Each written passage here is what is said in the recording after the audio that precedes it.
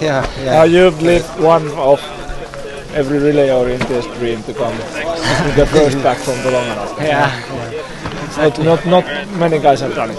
Yeah. You and Elias are in the club from us now. Like you said, king. Och här schweizaren Pascal Buchs som springer första för Tampere Pyrentö, The Red Machine. Start number 2, Tampere Pyrentö, Pascal Buchs. Ja kärjessä leimaa Tampereen Pyrinnön punakoneen Pascal Buchs. Go Pascal!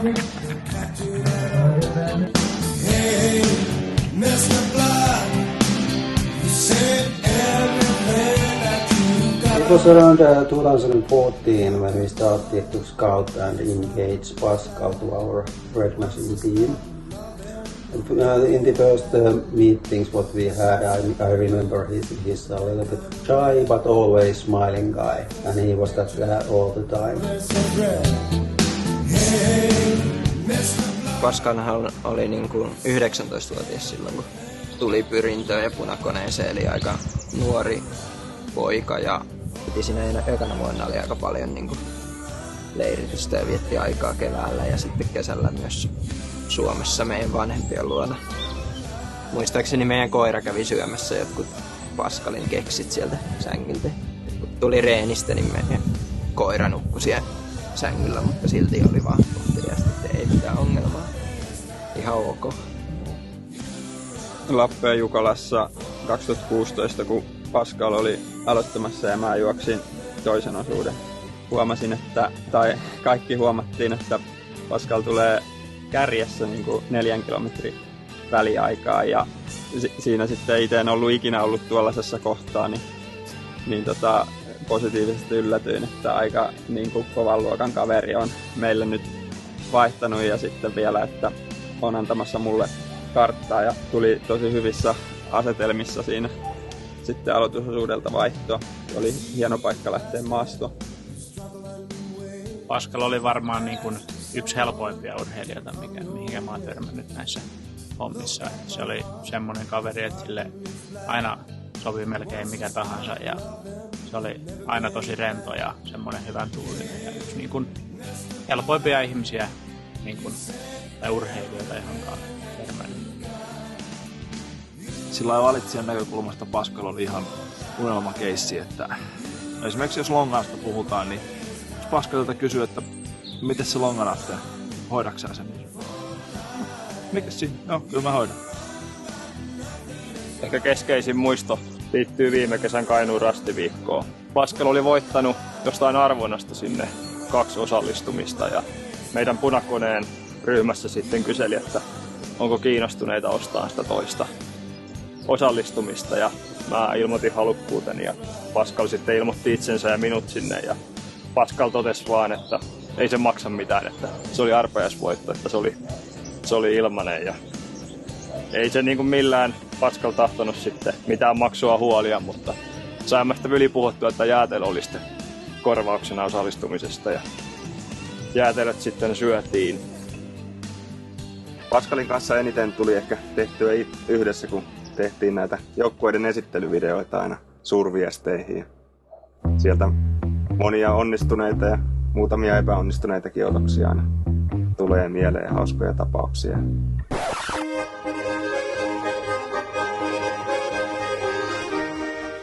Mä kanssa aina ihailen noita Pascalin tekemiä somevideoita, kun Pascal juoksee vuorilla ja laskettelee rinteelle, ja sieltä tehnyt hienot videot aina muiden ihailtaviksi.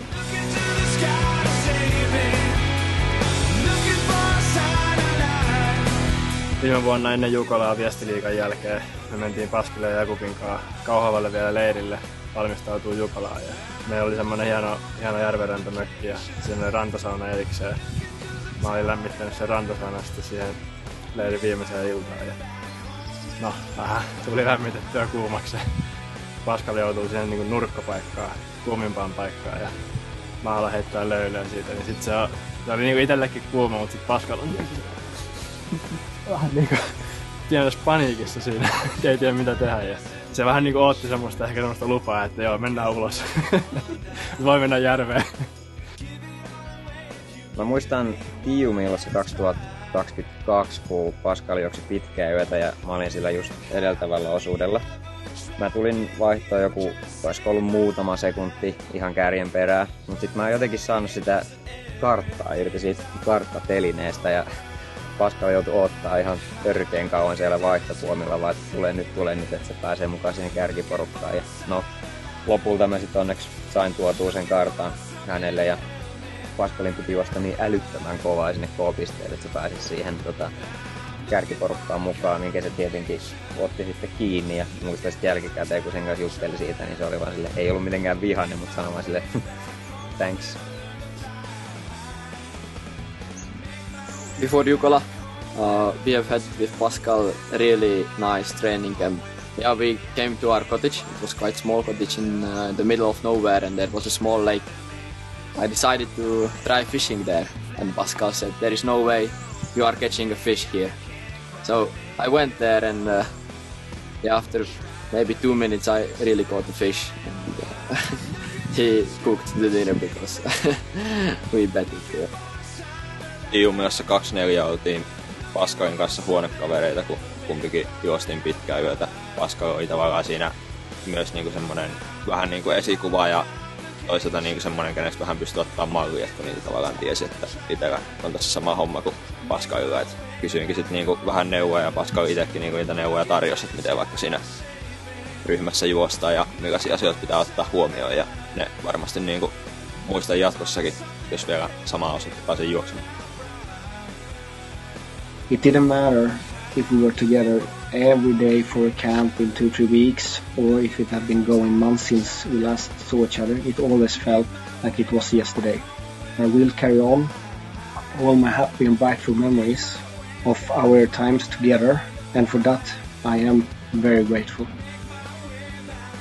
Ich erinnere mich sehr gerne an all die gemeinsamen Momente mit Pascal im Trainingslager mit dem Schweizer Team und all die großartigen Staffeln mit ihm und Punakone. Eine besondere Erinnerung ist die Party nach dem Weltcup 2021 in Italien in Cansiglio. Pascal war nach seinem besten Weltcup-Resultat in super Stimmung und wir haben den Abend sehr genossen.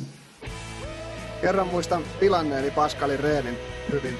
Me oltiin keskenämme Ranskassa leirillä pari vuotta sitten ja me oli diili, että jälkimmäinen perässä tuleva poimii rastit pois maastosta ja ohitin sitten irtamattani siinä matkalla Pascalin ja oli pirun tyytyvän hirveässä flowssa, niin poimin sieltä rasteja pois ja sitten autolle tullessa tajusin, että kaveri ei ole vielä tullutkaan tänne ja on siellä vielä matkalla ja etsii niitä rasteja, jotka on jo paettu pois.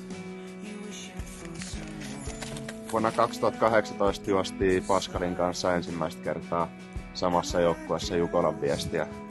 Silloin pääsin ekaa kertaa itse nousemaan Hiidenkivelle ja saavutettiin TP2-joukkueella siellä 25. Ja Pascal oli tosi tärkeä lenkki siinä, kun hän nosti meidät sinne 25 joukkoon. Se oli itsellekin sellainen yksi askel eteenpäin tässä omalla suunnistusuralla. Muistan Pascalin hyvin semmoitteena täydellisenä joukkuetoverina, joka oli aina semmoinen lämminhenkinen ja aina kun näki ja tapasi, niin oli semmoinen hymyileväinen kohtaus. Semmoinen, jolla aina kävi kaikki, että se aina laittoi joukkueen etusijalle ennen omia tarpeitaan. Ja ihan sama, mikä tilanne viestissä oli, mihin sitä tarvittiin, niin ei ikinä ajatellut, että hän ei haluaisi tuosta sitä tai tehdä sitä, vaan teki sen, mikä oli joukkueelle paras. Täydellinen joukkuetoveri ja isolla sydämellä aina juoksi pyrinnöllä. Pascalihan oli keksinyt sellaisen niin kuin keksinnön kavereiden kanssa, jolla sydänleikkauksen aikana voi sitten sitä niin kuin sydämen verenvirtausta sitten seurata ja samalla sitä leikkauksen niin kuin onnistumista. Ja se oli ilmeisesti merkittävä keksintö, jolle mä olin sitten hakenut patenttia ja siinä mä tajusin siinä. Ja olin tietysti huomannut jo aikaisemmin, että se vahvisti sitä niin kuin käsitystä, että oli kyllä todella niin kuin monilahjakas ja fiksu kaveri, niin kuin, että oli hyvä urheilija, mutta myös todella niin kuin älykäs. Pascal, my friend, you were a great teammate and even a greater friend. And now I'm thinking of your nice smile and your positive attitude. This is something I want to embrace myself, and I want to thank you for learning me and also the whole team this lesson. We are the new ones in this club, so we haven't got a chance to meet Pascal in real life. I only met him once on Swiss Week 2 years ago, and he was standing on the podium, winning the stage and smiling as always. Did you meet him? Yeah, I also only met him once at season in autumn, and I also remember that his surrounding, the mood was simply good because he was such a positive guy. Ich kenne Pascal schon sehr lange. Er war zuerst als Kollege, aber dann vor allem als Trainer, fast 10 Jahre. Zuerst als Tampere Pirinte Clubtrainer, dann auch als Nationalkadertrainer. Er war definitiv einer der bodenständigsten Athleten, die ich betreuen durfte. Zum Beispiel an der Jumila, wenn wir da denken. Er lief sehr viele Male die lange Nachtstrecke. Was viele aber nicht wissen, dass er eigentlich diese Strecke gar nicht mochte. Aber er wusste, es ist das Beste fürs Team, wenn er diese macht. Hat sie immer ohne Murren gemacht und auch perfekt ausgeführt. Im Sinne von einer für alle, alle für einen.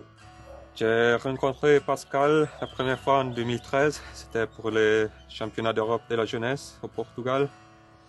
On était les seuls deux pas suisse-allemands dans l'équipe, donc c'était un peu naturel qu'on s'est rencontrés tout de suite. On a eu des expériences inoubliables, toujours un peu ensemble, un peu partout. Après on est parti habiter aussi ensemble à Berne. On est entré dans l'appartement ensemble. On a vécu un peu la vie vraie. C'était pas seulement du sport là-bas. Et ouais, je pense dans toutes ces années, on a grandi ensemble. On était de deux côtés de la Suisse. Mais ça, on l'a pas ressenti. C'était comme naturel d'être toujours un peu ensemble et de vivre une belle vie. Pascal was always one of my best friends. He was extremely kind and always looking out for everybody else. It's been difficult to continue without him, especially working towards big relays like this. But I'm sure he would have wanted that we continue working and training for our common dreams. He will live on forever in our hearts as the kind person he was.